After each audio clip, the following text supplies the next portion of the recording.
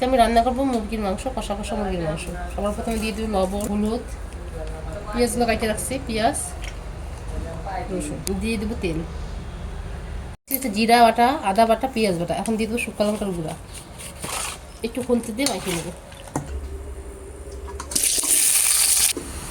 আমি এখন নামিয়ে দেবো আলু ভাজা। দিয়ে দেবো তেল, গরম হয়ে গেছে। আমি এখন ফোড়নে দেবো জিরা, শুকনো লঙ্কা, তেজপাতা, পেঁয়াজ আর রসুন। মাংস কষানো হয়ে গেছে, আমি এখন ভাজা আলুগুলো দিয়ে দিব।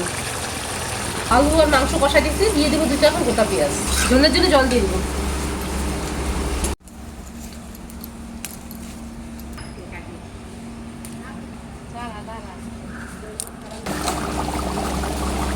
মাংস হয়ে গেছে, আমি এখন গরম মশলা গুঁড়ো দিয়ে নামিয়ে দেবো।